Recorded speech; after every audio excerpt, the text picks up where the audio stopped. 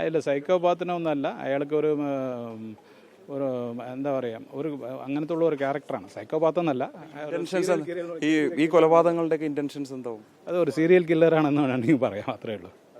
കേരള മനസാക്ഷിയെ ഞെട്ടിച്ച പോത്തുണ്ടി ബോയൻ നഗർ ഇരട്ട കൊലപാതക കേസിലാണ് ഇപ്പോൾ നിർണായക നിരീക്ഷണം കഴിഞ്ഞ ദിവസം തന്നെ കോടതി നടത്തിയിരുന്നത്. കൊടും കുറ്റവാളിയായിട്ടുള്ള ചെന്താമര ഈ കേസുമായി ബന്ധപ്പെട്ട് കുറ്റക്കാരനാണെന്ന് കോടതി കണ്ടെത്തിയിരുന്നു. ഇന്നിപ്പോൾ വാദപ്രതിവാദങ്ങൾ നടന്നു. പബ്ലിക് പ്രോസിക്യൂട്ടറായിട്ടുള്ള MJ വിജയകുമാർ സാർ ഈ ഒരു ഘട്ടത്തിൽ നമ്മളോടൊപ്പം ചേരുന്നുണ്ട്. അതായത് ഡെത്ത് പെനാൽറ്റി, വധശിക്ഷ തന്നെ ലഭിക്കണമെന്നുള്ളതാണ് ആവശ്യപ്പെട്ടത്. അതാണ് പ്രോസിക്യൂഷൻ്റെ ആവശ്യപ്പെട്ടിട്ടുള്ളത്. അതിനുള്ള നിരവധി സുപ്രീം കോടതിയിലെ ഹൈക്കോടതിയിലെ വിധികളും അത് കോടതിയിൽ സമർപ്പിച്ചിട്ടുള്ളതാണ്. അതിൻ്റെ കോടതി കൂടാതെ 2 പ്രൊബേഷണറി പ്രൊബേഷണർ ഓഫീസറുടെ റിപ്പോർട്ടും ആവശ്യപ്പെട്ടു, അത് കോടതിയിലെത്തി. അതേപോലെ ഡോക്ടറിൻ്റെ സർട്ടിഫിക്കറ്റ്, ഡോക്ടറിൻ്റെ റിപ്പോർട്ട് ആവശ്യപ്പെട്ടു, അതും കോടതിയിലെത്തി. ഇനി ഒന്ന് മിറ്റിഗേറ്റിംഗ് റിപ്പോർട്ടും ഇൻവെസ്റ്റിഗേഷൻ റിപ്പോർട്ടും ഒന്ന് DLS എന്ന് ആവശ്യപ്പെട്ടിട്ടുണ്ട്, അത് കോടതിയിൽ എത്തിയിട്ടില്ല. അതുകൊണ്ടാണ് നാളേക്ക് വെച്ചിട്ടുള്ളത്. അതിലും ഒരു വാദം ഉണ്ടാവും. സജിത കൊലക്കേസിൽ വിചാരണ വേളയിൽ തന്നെ അപൂർവങ്ങളായിട്ടുള്ള കേസാണെന്ന് ഈ ചെന്താമരയെക്കുറിച്ച് കോടതി നിരീക്ഷിച്ചതാണ്. സ്വാഭാവികമായിട്ട് അതിൻ്റെ ഒരു തുടർച്ച കേസുമായി ബന്ധപ്പെട്ടൊക്കെ തന്നെ ഉണ്ടാകും. അതുൾപ്പെടെ വിധിയെ സ്വാധീനിക്കുമെന്ന് വിലയിരുത്താം. ഉറപ്പായിട്ട്. കാരണം നമ്മൾ ഈ കേസ് നടത്തുമ്പോൾ തന്നെ ആ കേസിൻ്റെ വിധിപകർപ്പടക്കം കോടതിയിൽ കൊടുത്തിട്ട് അത് കോടതി തെളിവായിട്ട് സ്വീകരിച്ചിട്ടുള്ളതാണ്. അപ്പോൾ ആ വിധിയും അതിൻ്റെ ഒരു കണ്ടിന്യൂസ് ക്രൈമായിട്ടും കോടതി കാണേണ്ടതാണ്. ശാസ്ത്രീയ തെളിവുകൾ എന്ന് പറയുമ്പോൾ ഈ കേസുമായി ബന്ധപ്പെട്ട് ചെന്താമര ധരിച്ചിരുന്ന വസ്ത്രങ്ങൾ, അതിൽ രക്തക്കറ പുരണ്ടത്, രണ്ടാമത് ഈ കൊലപ്പെടുത്താൻ ഉപയോഗിച്ച കൊടുവാൾ, ഈ 2 കാര്യങ്ങൾ മാത്രമല്ല ശാസ്ത്രീയ തെളിവുകളുണ്ട്. അത് നിർണായകമായി.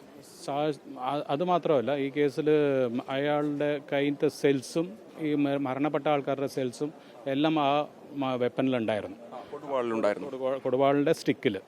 അപ്പോൾ അത് സ്വാഭാവികമായിട്ട് വരാത്ത ഒരു സംഭവമാണ്.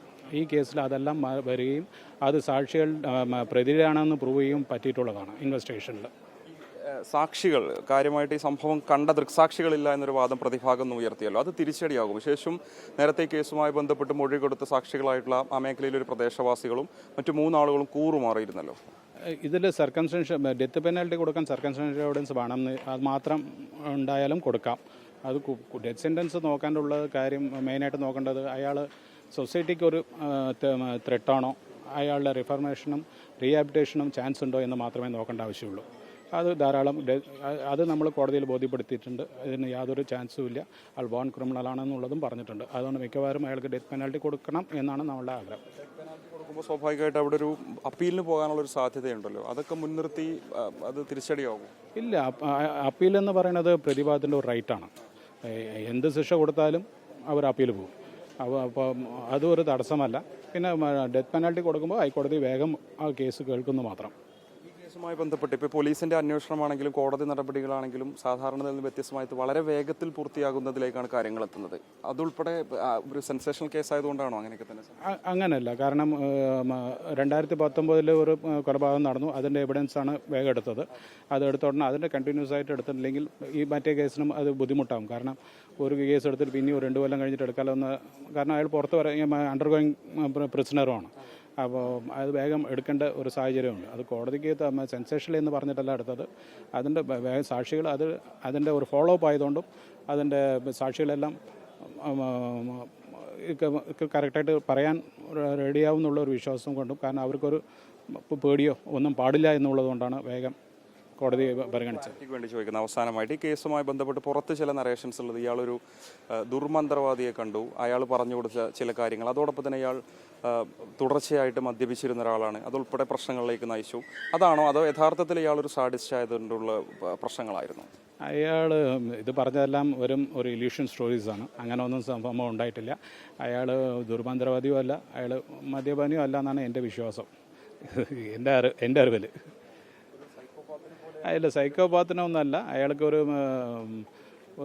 എന്താ പറയുക, ഒരു അങ്ങനത്തെ ഉള്ള ഒരു ക്യാരക്ടറാണ്. സൈക്കോപാത്തെന്നല്ല. ഈ കൊലപാതകങ്ങളുടെയൊക്കെ ഇന്റൻഷൻസ് എന്താവും? അത് ഒരു സീരിയൽ കില്ലറാണെന്ന് വേണമെങ്കിൽ പറയാം, അത്രേ ഉള്ളൂ. ആ രീതിക്കുള്ള സ്വഭാവമുള്ള ആളാണെന്ന് വേണമെങ്കിൽ പറയാം. ഇത് നിർത്തില്ല. അയാൾ ഭാര്യ വിട്ടുപോയതിൻ്റെ വൈരാഗ്യമാണെന്നൊക്കെയുള്ളൊരു, ഭാര്യയും മകളും വിട്ടുപോയതിൻ്റെ ഉള്ള വൈരാഗ്യമാണ് തുടക്കം. അതിന് ഇവരാണ് കാരണം. അതായത് ആ ലേഡിയുടെ ഫ്രണ്ട്സാണ് കാരണം, അയൽക്കൂട്ടത്തിലുള്ള ആൾക്കാരാണ് കാരണം എന്നാണ് അവർക്കുള്ള, അതാണ് കാരണം. തുടർ നടപടികളൊക്കെ അവസാനിച്ച് ഇന്ന് പ്രതീക്ഷിക്കാം നമുക്ക് വിധി? ഇപ്പോൾ നാളെ റിപ്പോർട്ട് വന്നു വെച്ചാൽ കോടതി ഈ ആഴ്ച അല്ലെങ്കിൽ അടുത്ത ആഴ്ച വിധി പറയും. കൂടെ നിൽക്കുന്ന ലൈസൺ ഓഫീസർ ഉൾപ്പെടെയുള്ള പോലീസ് ഉദ്യോഗസ്ഥരും കാര്യമായി സഹായിച്ചു എന്നുള്ള കേസ് ഉറപ്പായിട്ട് ഇവരെല്ലാം എൻ്റെ ലൈസൻസ് ഓഫീസറാണ് ജിനു എന്ന് തുടക്കം തൊട്ട് എല്ലാം ഒപ്പം ഉണ്ടായിരുന്നു. അതേപോലെ രമേശ് പറഞ്ഞ റേസ് ഉണ്ടായിരുന്നു, അയാളും എല്ലാം ഉണ്ടായിരുന്നു. പിന്നെ എസ് പിയും ഒരുപാട് മോണിറ്റർ ചെയ്തിട്ട്, അന്ന് അജിത് കുമാർ ആയിരുന്നു എസ് പി, മൂപ്പറും നല്ല മോണിറ്റർ ചെയ്തിട്ട് എല്ലാം. പിന്നെ എൻ്റെ ഒരു ജൂനിയറിന് അനീഷ പറഞ്ഞിട്ട് അവരും നല്ല ഒരു ടീം വർക്കായിട്ടാണ് ചെയ്തത്. പിന്നെ എല്ലാ ഇൻവെസ്റ്റിഗേഷൻ ഓഫീസേഴ്സും എല്ലാവരും വന്നിട്ടുണ്ടായിരുന്നു. ഒരു ടീം വർക്കായിട്ടാണ് നടത്തിയത്. അതിൻ്റെ ഒരു വിജയം കൂടിയാണത്. ഇക്കാര്യത്തിൽ കൃത്യമായിട്ടുള്ള തെളിവുകൾ ഉൾപ്പെടെ കോടതിയിൽ പറഞ്ഞിട്ടുണ്ട്, ഹാജരാക്കിയിട്ടുണ്ട്. ശാസ്ത്രീയ തെളിവുകൾ ഉൾപ്പെടെ കേസുമായി ബന്ധപ്പെട്ട് നിർണായകമാകും. പ്രതിക്ക് വധശിക്ഷ തന്നെ ലഭിക്കും, അതിനുവേണ്ടി തന്നെയാണ് വാദിച്ചിട്ടുള്ളത്. അല്ലാത്ത പക്ഷം വീണ്ടും കൊലപാതകങ്ങൾ നടക്കാനുള്ള ഒരു സാധ്യതയുണ്ട്, അതുൾപ്പെടെ കോടതിയിൽ പറഞ്ഞിട്ടുണ്ട്. അതുൾപ്പെടെ കണക്കിലെടുത്തുകൊണ്ടുള്ള ഒരു വിധി തന്നെയായിരിക്കും കോടതിയിൽ നിന്നുണ്ടാവുക എന്ന പ്രതീക്ഷയാണ് ഈ കേസുമായി ബന്ധപ്പെട്ട് ഹാജരായുള്ള പബ്ലിക് പ്രോസിക്യൂട്ടറായിട്ടുള്ള വിജയകുമാർ റിപ്പോർട്ടർ ടിവിയോട് പങ്കുവെക്കുന്നത്.